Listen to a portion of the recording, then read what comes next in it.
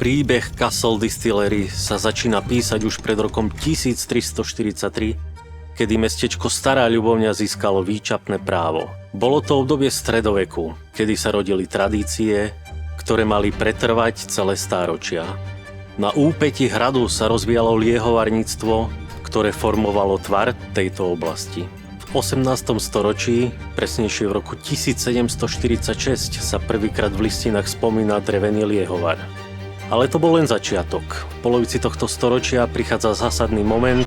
Poľská kráľovná Mária Jozefína iniciuje prestavbu podhradia a necháva vybudovať moderný kamenný liehovar, ktorý sa stal centrom destilačného umenia.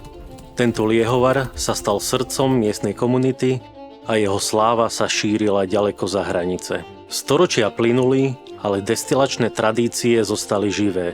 Aj dnes v Castle Distillery môžete pocítiť spojenie so starobilými technikami výroby. Dnes sa pálenica píši svojimi medenými destilačnými kolónami, ktoré sú nielen funkčné, ale aj estetickým potešením pre návštevníkov. Využívame osvedčené postupy riadenej destilácie, ktoré nám pomáhajú dosahovať najvyššiu kvalitu destilátov. Dnes, po viac ako 250 rokoch od prvých destilátov, Castle Distillery ponúka niečo pre každého.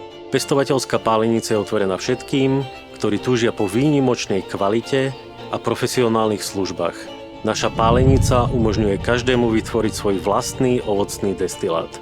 Môžete priniesť vlastné ovocie a nechať si vyrobiť personalizovaný destilát, ktorý očarí vašich priateľov a známych.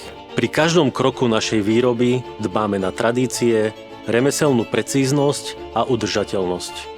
Používame medené zariadenia Arnold Holstein s objemom 300 litrov, ktoré zabezpečujú dávkovitú destiláciu ovocných kvasov. Každý destilát je výsledkom citlivého prístupu starostlivosti, ktorú venujeme každej fáze destilácie. Castle Distillery – miesto, kde sa spájajú stáročné tradície s modernými technológiami, aby sme vám priniesli destiláty tej najvyššej kvality. Objavte s nami umenie destilácie, ktoré pretrváva po celé generácie.